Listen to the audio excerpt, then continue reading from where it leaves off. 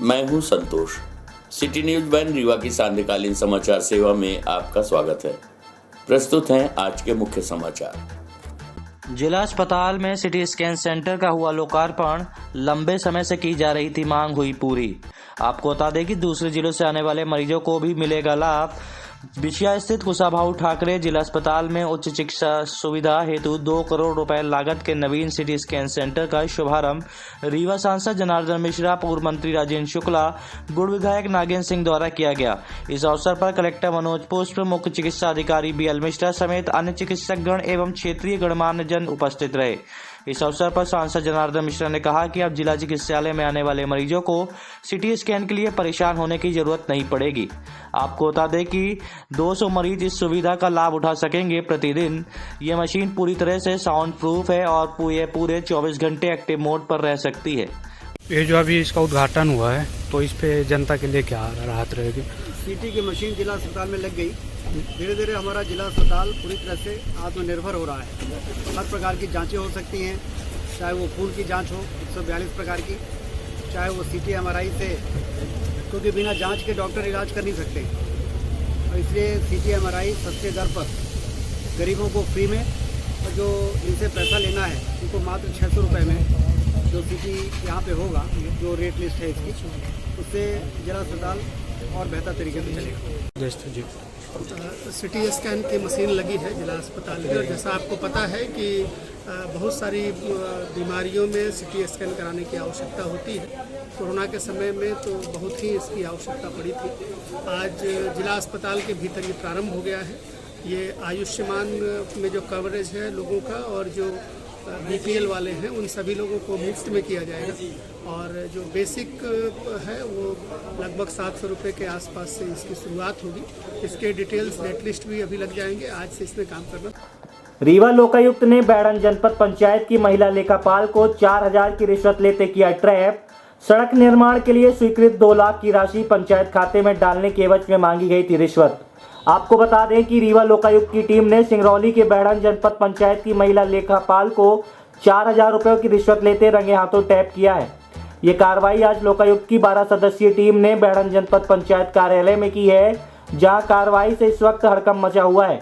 बताया जा रहा है कि जनपद पंचायत की महिला लेखापाल ने ग्राम पंचायत में PCC रोड के लिए स्वीकृत राशि 2 लाख को ठेकेदार से पंचायत के खाते में डालने के एवज में 5% कमीशन बतौर 5000 रुपये की रिश्वत मांग की थी।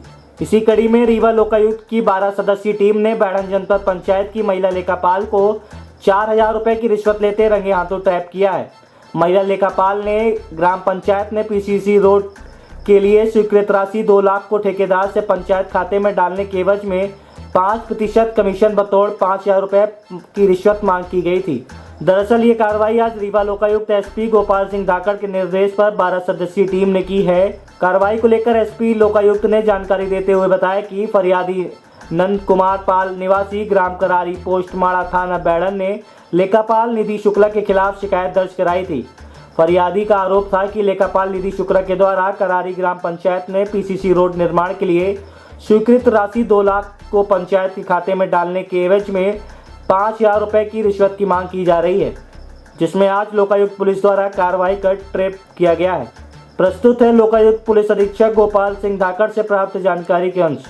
सिंगरौली जिले में कार्रवाई हुई लोकायुक्त, इसमें कार्रवाई क्या शिकायत? इसमें फरियादी हैं नंद कुमार पाल हैं, ये सिंगरौली के ही रहने वाले हैं। इनके द्वारा जो है शिकायत की गई थी, इनने कोई जो खड़ंजा बनता है CC का रोड जो है, उसमें इनका जो 2 लाख का बिल पेंडिंग था जनपद पंचायत के द्वारा, उसमें काम कराया गया था। तो उनका यहाँ से बिल पेमेंट होना था, तो वो काफ़ी दिनों से उनको परेशान कर रहे थे और बिल आज दिनांक तक बिल का भुगतान भी नहीं हुआ है। उसी संबंध में नंद कुमार पाल के द्वारा शिकायत की गई थी कि जो जनपद पंचायत बैड़न में जो अकाउंटेंट है आरोपी जो है निधि शुक्ला, उसके द्वारा 5000 रुपये की मांग की गई थी। उसमें 1000 रुपये उनने पहले लिए थे और 4000 रुपये जो है नकद लेते हुए आज लोकायुक्त रीवा के द्वारा सिंगरौली में कार्रवाई की गई और उनको गिरफ्तार कर अभी कार्रवाई जारी है। भ्रष्टाचार के आरोप में असिस्टेंट प्रोफेसर को 4 वर्ष के कठोर कारावास की हुई सजा। आपको बता दें कि शिकायतकर्ता रमन स्वरूप पटेल पिता ज्ञान स्वरूप पटेल ने वर्ष 2015 में शासकीय आयुर्वेद महाविद्यालय चिकित्सालय रीवा में BA MS के दूसरे वर्ष का छात्र था। रमन स्वरूप के अनुसार उसके द्वारा अच्छे उत्तर लिखने के बावजूद द्रव्य गुण विज्ञान विषय में फेल कर दिया जाता था वर्ष 2014-15 में रमन स्वरूप पटेल ने द्रव्य गुण विज्ञान की पूरक परीक्षा दी और उसके बाद अपने कॉलेज के द्रव्य गुण विज्ञान विभाग के विभागाध्यक्ष आरोपी डॉक्टर हीरालाल संगम से मुलाकात कर अपनी समस्या बताई थी कि उसके द्वारा अच्छा पेपर लिखने के बावजूद बार बार उसे फेल कर दिया जाता था। तब डॉक्टर संगम ने उससे कहा कि अगर पास होना है तो कुछ रुपए खर्च करो, नहीं तो ऐसे ही पेपर देते रहोगे। तब शिकायतकर्ता ने डॉक्टर संगम से पूछा कि कितने रुपए देने पड़ेंगे, तो डॉक्टर संगम ने 10,000 रुपए की मांग की थी, जिसकी शिकायत रमन स्वरूप पटेल ने पुलिस अधीक्षक लोकायुक्त से दिनांक 3 जुलाई 2015 को की थी। वहीं पुलिस अधीक्षक द्वारा शिकायत का सत्यापन कराया गया, जिसके उपरांत दिनांक 4 जुलाई 2015 को ट्रेप आयोजित किया गया। दिनांक 4 जुलाई 2015 को रमन स्वरूप ने जब आरोपी डॉक्टर संगम से मिलने के लिए फोन लगाया तो जयस्तंभ चौक के पास 10,000 की रिश्वत लेते डॉक्टर संगम को लोकायुक्त पुलिस ने रंगे हाथों गिरफ्तार कर लिया था। लोकायुक्त पुलिस द्वारा आरोपी डॉक्टर हीरालाल संगम के विरुद्ध माननीय न्यायालय के समक्ष अभियोग पत्र प्रस्तुत किया गया, जिसमें विचारण के दौरान जिला अभियोजन अधिकारी सुशील कुमार शुक्ला के मार्गदर्शन में सहायक जिला अभियोजक अधिकारी लोकायुक्त सचिन द्विवेदी द्वारा शासन की ओर से मामले में प्रस्तुत किए गए साक्ष्यों एवं प्रभावी तर्कों से सहमत होते हुए अपर जिला एवं सत्र न्यायाधीश विशेष न्यायालय लोकायुक्त श्रीमान गिरीश दीक्षित ने आरोपी हीरालाल संगम को भ्रष्टाचार का दोषी पाते हुए भ्रष्टाचार निवारण अधिनियम धारा 7 के तहत 3 वर्ष के सश्रम कारावास एवं 3,000 रुपये अर्थदंड तथा 4 वर्ष के सश्रम कारावास एवं 3,000 रुपये के अर्थदंड से दंडित किया है। प्रस्तुत है अतिरिक्त लोक अभियोजक सचिन द्विवेदी से प्राप्त जानकारी के अंश। ये डॉक्टर हीरालाल संगम थे, ये व्याख्याता के पद पर थे शासकीय आयुर्वेद महाविद्यालय रीवा में। तो वर्ष 2014-15 में शिकायतकर्ता रमन स्वरूप पटेल उसी महाविद्यालय में सेकंड ईयर का छात्र था। ये द्रव्यगुण विज्ञान विषय में लगातार कई वर्ष से इसको अनुकूल किया जा रहा था। तो वर्ष 2014-15 में इसने उसी विषय की पूरक परीक्षा दी। पूरक परीक्षा देने के बाद जब ये व्याख्याता इनसे हीरालाल संगम से मिलता है, ये विभागाध्यक्ष भी थे, तो उन्होंने कहा कि तुम 10,000 रुपये दो तो तुम पास हो जाओगे इस पेपर। बाद में इसने शिकायत कर दी पुलिस अधीक्षक लोकायुक्त से हीरालाल संगम के विरुद्ध। उन्होंने शिकायत का सत्यापन कराया। सत्यापन में चीज़ें सही पाई गई कि रिश्वत की मांग हुई है। तो उसके बाद 4/7/2015 को ट्रायल आयोजित किया गया। रमन स्वरूप पटेल ने इन डॉक्टर साहब से फ़ोन लगाया कि मैं आपसे मिलना चाहता हूँ। उन्होंने कहा कि मैं जयस्तंभ चौक आ रहा हूँ, वहीं पर तुम मिल जाओ। जयस्तंभ चौक में जैसे ही वो आए हीरालाल संगम, इन्होंने उससे पैसे की मांग की शिकायतकर्ता से। शिकायतकर्ता ने 10,000 रुपये उनको दिए, जिसे उन्होंने अपने लेके जेब में रख लिए। उसी समय टीम ने इनको रंगे हाथ पकड़ लिया। मामला माननीय विशेष न्यायालय श्री गिरीश दीक्षित जी के यहाँ प्रस्तुत किया गया। विचारण के दौरान जो साक्ष्य आई उसको माननीय न्यायालय ने विश्वसनीय पाया और आज इसको हीरालाल संगम को धारा 7 पीसी एक्ट में 3 साल का कारावास और धारा 13 पीसी एक्ट में 4 साल के कारावास से दंडित करके जेल भेज दिया गया। महाशिवरात्रि पर रीवा शहर में आयोजित होने वाले शिव बारात यात्रा में शामिल होने प्रयागराज से आ रहे एक व्यक्ति की सड़क दुर्घटना में मृत्यु हो गई। इसके साथ ही 3 ऊंट भी इस सड़क दुर्घटना का शिकार हो गए, जिनकी मृत्यु हो गई है। वहीं हादसे में 2 लोग घायल बताए जा रहे हैं, जिनका उपचार रीवा के संजय गांधी अस्पताल में कराया जा रहा है। घटना के संबंध में मिली जानकारी के मुताबिक मृतक भैया राम पटेल उम्र 50 वर्ष निवासी पूरे घासी सपहा थाना नवाबगंज प्रयागराज अपने ऊँटों को लेकर रीवा के बैजू धर्मशाला आ रहा था। इसी दौरान रायपुर कचलियान थाना क्षेत्र के जुगनाही टोल प्लाजा के समीप बीती रात्रि लगभग 11 बजे अनियंत्रित ट्रक ने 3 ऊँटों सहित भैया राम को टक्कर मार दी, जिसमें तीनों ऊँट और भैया राम की मौके पर ही मौत हो गई, जबकि 2 लोग घायल हो गए हैं। घटना की जानकारी मिलने पर पुलिस ने वाहन सहित चालक को गिरफ्तार कर लिया है। आपको बता दें कि रीवा शहर में महाशिवरात्रि पर्व पर 1 मार्च को भव्य शिव बारात निकाली जानी है, जिसमें शामिल होने के लिए प्रयागराज से ऊंट और हाथी का दल रीवा आ रहा था। इसी दौरान वे रायपुर कचलियान थाना क्षेत्र के जुगनाही टोल प्लाजा के समीप सड़क दुर्घटना का शिकार हो गए, जिसमें एक व्यक्ति सहित 3 ऊँटों की मौत घटनास्थल पर हो गई, जबकि 2 लोग घायल बताए जा रहे हैं। हाँ, बैजनाथ। ये कहाँ से चले थे, कहाँ एक चले थे जी का कहा थाना नवाबगंज पूरे घासी सपहा से। कहाँ के लिए? एक शिवरात्रि जहाँ मेला लगता है रीवा। क्या घटना क्या हो गई, कहाँ पे? घटना यही पाछे हुई है, जो टोल है उसके पीछे 1 किलोमीटर डंपर ट्रक वाला टक्कर मार दिया। 3 ऊँट जगह पे मर गए। एक आदमी हमारा चचेरा भाई है, ख़त्म हो गया। क्या नाम है उसका? भैया राम। आप लोग ऊँट वगैरह ला रहे थे क्या? हाँ जी। तो रीवा में कार्यक्रम होना है, मैंने हाँ हाँ शिवरात्रि। हाँ हाँ हाँ। तो उसमें ऊँट भी मर गए? हाँ, ऊँट भी मर गए। 3 ऊँट खत्म भया हाँ जी। 3 ऊँट, एक आदमी, हमारा चचेरा भाई है भैया राम। आरोपी पकड़ा गया है? ट्रक पकड़ी गई है, कोई ड्राइवर सब भाग गए हैं। कहाँ की घटना है ये? ये घटना है पीछे जुगनाही टोल प्लाजा। हाँ। अखिल भारतीय विश्वविद्यालय संघ नई दिल्ली के दिशा निर्देश पर अवधेश प्रताप सिंह विश्वविद्यालय रीवा को अंतर विश्वविद्यालय पूर्वी क्षेत्र क्रिकेट प्रतियोगिता एवं अखिल भारतीय अंतर विश्वविद्यालय सर्किल स्टाइल कबड्डी महिला प्रतियोगिता के आयोजन का दायित्व प्रदान किया गया है। इन प्रतियोगिता का आयोजन 2 मार्च से लेकर 9 मार्च 2022 एवं 11 मार्च से 14 मार्च तक किया जा रहा है। गर्व की बात है कि वर्ष 2019-20 में अखिल भारतीय विश्वविद्यालय संघ नई दिल्ली द्वारा कोविड के बाद पुनः प्रतियोगिता आयोजन की जिम्मेदारी सौंपी गई है। आपको बता दें कि कुछ टीमों में महिला रणजी ट्रॉफी की खिलाड़ी के रीवा उपस्थित होने की संभावनाएं हैं। ये क्रिकेट प्रतियोगिता BCCI सीनियर महिला प्रतियोगिता के नियमों के तहत खेली जाएगी। प्रस्तुत है पत्रकार वार्ता के अंत। मुख्य रूप से आप सबको इसलिए आमंत्रित किया गया है कि अवधेश प्रताप सिंह विश्वविद्यालय के आयोजकत्व में ये अखिल भारतीय कबड्डी और पूर्वी क्षेत्र ईस्ट जोन महिला क्रिकेट प्रतियोगिता का आयोजन किया जा रहा है। और ये आयोजन दिनांक 2 मार्च से शुरू हो रहा है। 9 मार्च तक क्रिकेट का आयोजन होगा और 11 से 14 तक अखिल भारतीय कबड्डी महिला का आयोजन होगा। इसलिए आप सबको इसलिए हम बुलाया गया है कि शहर में एक तरह से ये पहली बार हो रहा है महिलाओं की क्रिकेट प्रतियोगिता में। जैसा कि आपको प्रेस नोट में दिया गया है, यूपी, बंगाल, बिहार, उड़ीसा, झारखंड, उत्तर प्रदेश, मध्य प्रदेश की सभी तरह की टीमें आज शाम से ही आना शुरू हो गई हैं। और ये प्रतियोगिता परसों सुबह 9 बजे इसका उद्घाटन सत्र रखा गया है। उसके बाद ये प्रतियोगिता ये स्टेडियम के ग्राउंड पर और महाराजा पब्लिक स्कूल के क्रिकेट ग्राउंड पर दोनों जगह समानांतर रूप से संचालित होगी।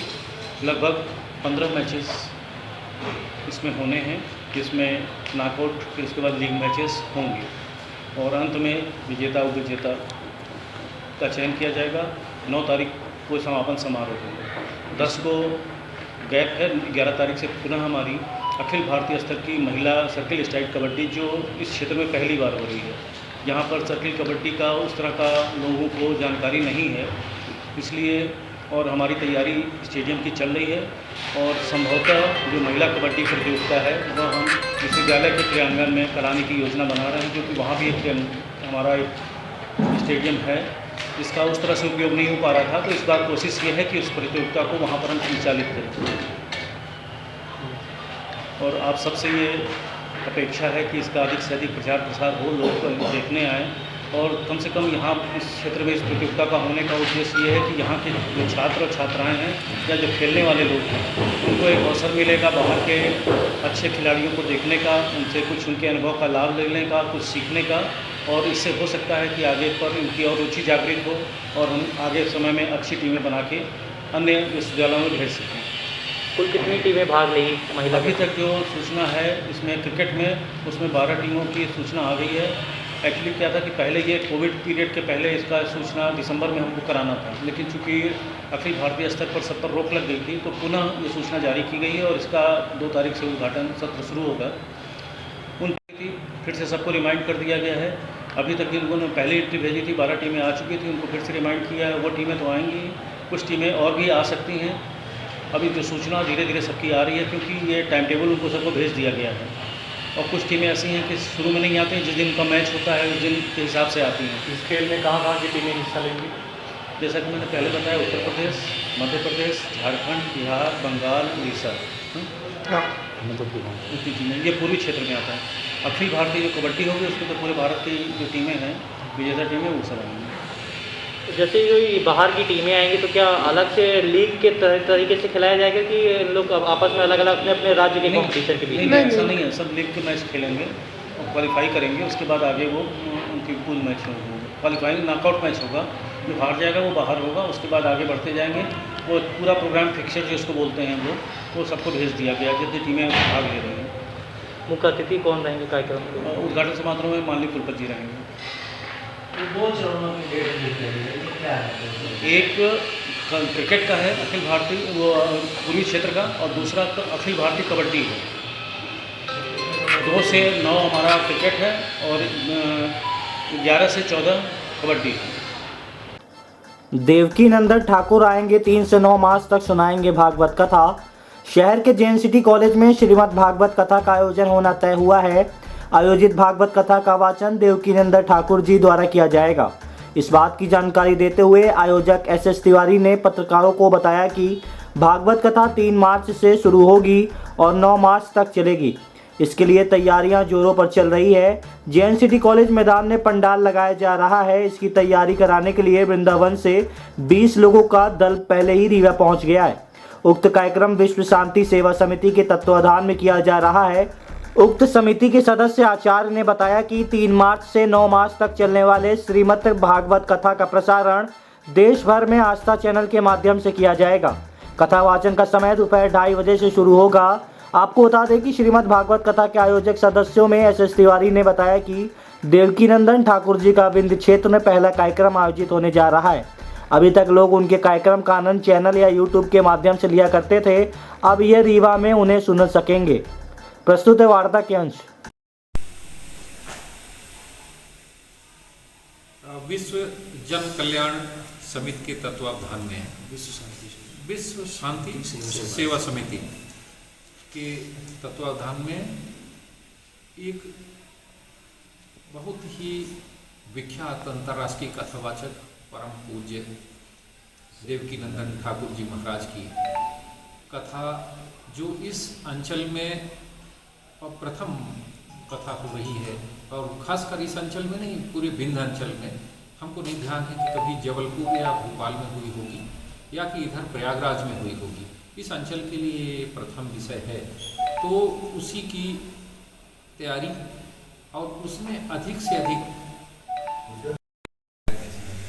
वास्तव में जो देवकी नंदन ठाकुर जी महाराज हैं, उनकी कथा हम लोग यहाँ पर इस अंचल में टीवी के माध्यम से आस्था चैनल में देखते हैं, और आस्था चैनल में इसका प्रसारण लगातार 3 तारीख से 9 तारीख तक जो कथा की तिथि प्रस्तावित है मार्च महीने में होगी। हमें भी ये सौभाग्य प्राप्त हुआ है कि जो ये JNCT है, Jawaharlal Nehru college of technology, इसका जो मैदान है उसको कथा के लिए उपयोग किया गया है। तो हमें भी एक लग रहा है कि एक अवसर की तरह हम लोग इसको देख रहे हैं, और जो आस्था चैनल लगातार 9 दिन तक इसका लाइव प्रसारण करेगा, तो 100 से ऊपर देशों में इसका लाइव टेलीकास्ट होगा। लगभग आप लोग बताएंगे 190 देश हैं। बड़ा अद्भुत है ये बात कि 190 देश में ये कथा का प्रसारण होगा, और वैसे भी यूट्यूब चैनल और दूसरे चैनलों के माध्यम से संत जो है महाराज जी, उनके साथ ही ये चैनल के लोग आएंगे, और इस कथा की तैयारी के लिए हम लोग यहाँ बैठे हैं। ये आचार्य जी जो हमारे बगल में बैठे हैं, ये वहीं से मथुरा वृंदावन से आए हुए हैं तैयारी के संबंध में। इन्होंने अपना यहाँ एक दफ्तर लगा रखा है, और जो समिति के बाकी लोग हैं, आयोजकगण हैं, आदरणीय सोनी जी बैठे हैं, आदरणीय गुप्ता जी हैं, और सभी लोग बैठे हैं, तो विस्तार से ये फिर उसके विषय में जानकारी देंगे। आज की खबरों में बस इतना ही। कल हम फिर हाजिर होंगे कुछ नई खबरों के साथ। तब तक के लिए हमें इजाजत दीजिए। नमस्कार।